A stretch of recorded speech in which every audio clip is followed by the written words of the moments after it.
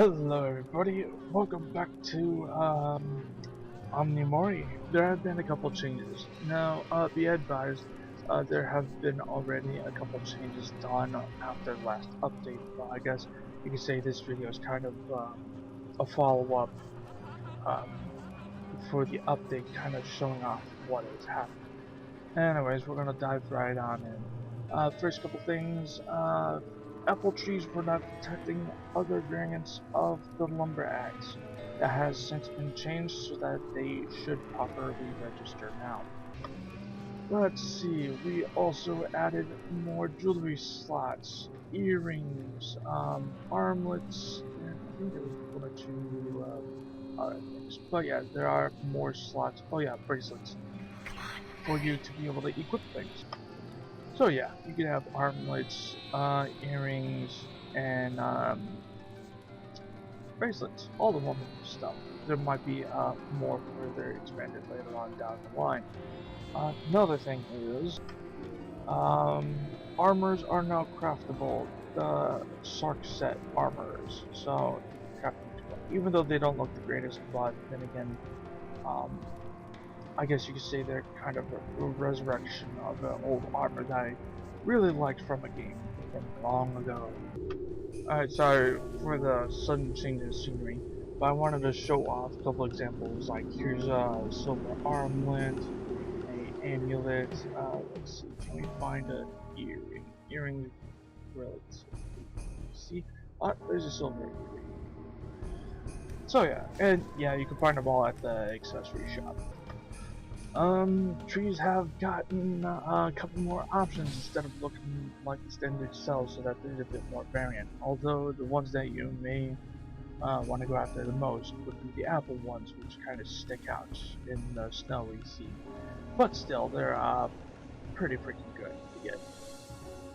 With that, we should also cover the other thing that I'm quite happy with. Pseudo auras or prayers. Vigorous prayer. For every level that you put in, you get plus 25% movement speed per level, but it drains 1 mana per level per second. Which I don't know why it's not saying that, but yeah. I would actually recommend putting in a good number of points in the Vigorous Prayer, because I know some of these areas are big and you may want to be able to traverse them pretty quick. And for those that did find the secret ring before, it has been removed because, well, I figured that this was a good replacement, and it is, because you can have all of these active. Healing Prayer. Each level increases healing regeneration by 2, but drains 1 mana per level per second. Defensive increases armor by 10, not 10%, as percentage for the moment is bugged, unfortunately, but that'll be looked into. However, like I said, it will drain 1 mana per level per second. With that, there's also the Mighty Prayer. Melee damage powers increased by 10 per level, but will drain 1 mana per level per second. And the one that'll probably help you manage a good number of these in future ones is Meditative Prayer. Increase mana regeneration by 25 per skill level. Little overpowered, but we're going to see how many of these I'm going to be putting in, and it will help balance things out. However, this aura is not without fault itself, as it will drain 1 mana per level per second. I also know I corrected those descriptions, but for whatever reason it will not update. Very odd indeed. Oh yeah, let's take a look at all of these. Mana. Oop. Oh, okay. Health. Defense. Melee. There will be a ranged variant soon. And speed, which will definitely help you traverse these larger areas if you just want to move fast. Oh boy, looks like they're none too happy. In addition to all of that, this has been worked on a good deal. I wanted to try to add more of like a town market or squaresy feel, but truth be told, I'm not all that great with making such things. If you're wondering what that is what I call the Arcane Crossbow turrets, or ACT for short. Pretty good, but they don't grow strong, or they don't grow with power, so they're kind of there, and they mainly reside in this starting area. Structures. There have been a lot of buildings added, albeit they are mainly empty, with some stone nodes and harvestable plants and such kind of polka dotted around. I want to give somewhat like a clustered, ghostly city feel. Hopefully I got that. More will be improved over time. And hopefully more variation. But there will be things hidden throughout each of these, so you may want to explore around it. And then this is like the grand house, or like the place that the more wealthy really have, although this one appears to be very indoors, really lightning ridden. But I actually really like this because it's a couple houses kind of smashed together, but allows, say, for like a small community to be built within. And I could probably expand it out a little bit more. I might actually do that. But for now, this is the state that these bigger estates are in. Also, there are randomly moving spawners, so you never know where enemies will appear around you. Like I said, these turrets will help you out in the beginning, as these guys are fodder, and sometimes they bug out for cheap experience. Uh-oh. Looks like the auras are really draining my mana. But, the other thing is, I added a little bit towards, I want to say, like the royal house, or the royal building. Special turrets, more later. But yeah, there's this kind of like entry platform. I may want to invest some points in the auras, because now it's just blinking on and off. Right. I also know that some people may not have liked what I felt was a bit of an intrusive change, as someone said that there was no real way to accurately or aim your spells. So there was the laser, which is what you see here, and it kind of works. I wanted to make it a little rough because I wanted to have somewhat of a realish feel. However, it is toggleable now, even though it takes a little bit for it to quote turn off. But if you were to hit Control Z, it'll turn it on and off. So yeah, you can now enable and disable that if you feel it's a little intrusive like this. Plus, it kind of adds higher stakes to the game. Like if you miss, well, you're gonna have a rough time. Oh, right, let's see. The other thing would be, if you remember the Arcane Crossbow turrets, there is actually one that you yourself get and fire. And it comes with all the fire modes. 3 different fire modes, or variants. Single, triple, or quintuple. With 3 different types. Green, weakest, red, middle ground, and blue being the strongest. However, this will take mana away instead of using ammo. So yeah, you can kind of fire it like so.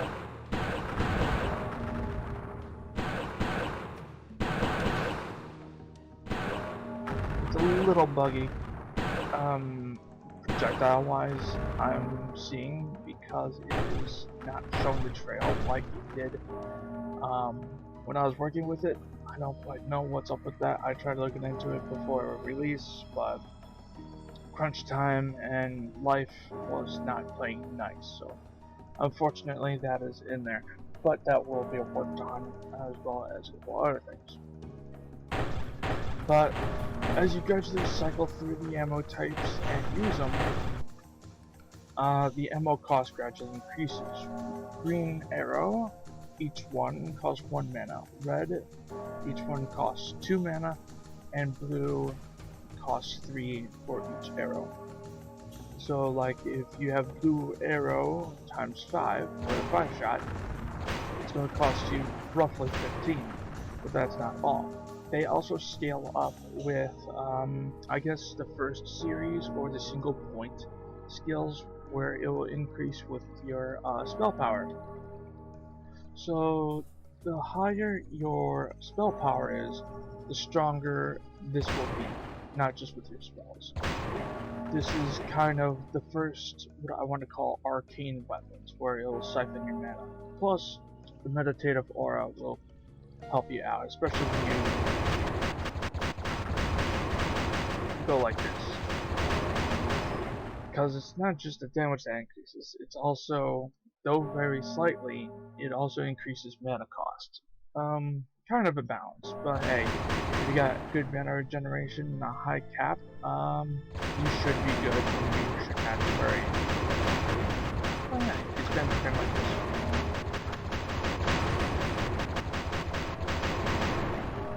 Not too bad.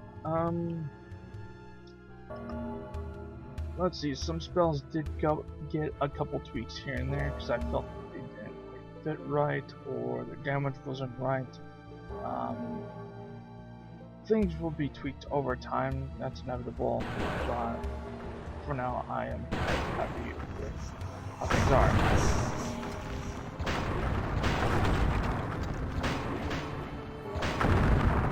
Alright.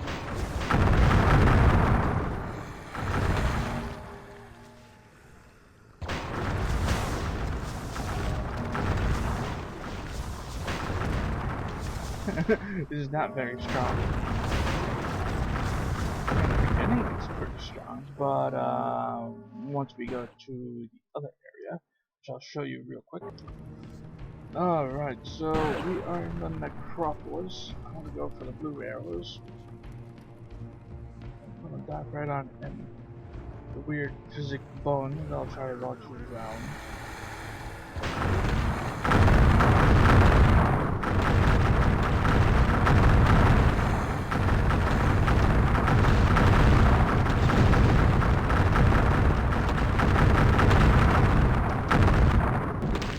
I mean, oh shoot!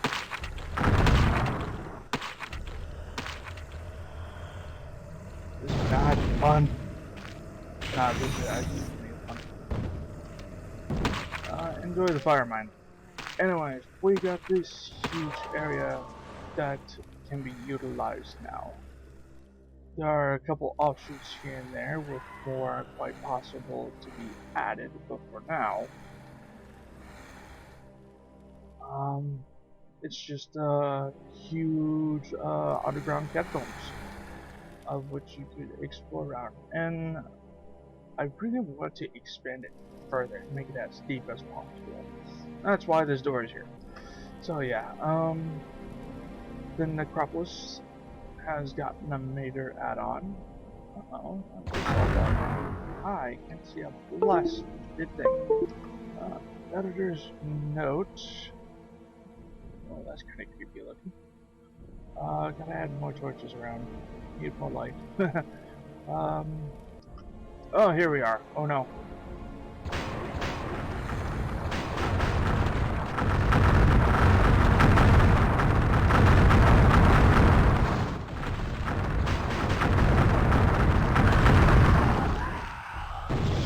Hey back.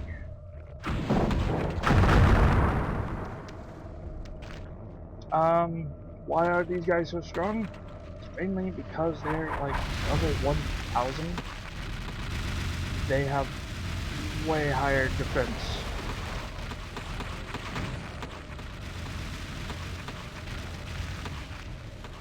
Than anything else. So yeah, they're like the strongest, and I would highly recommend.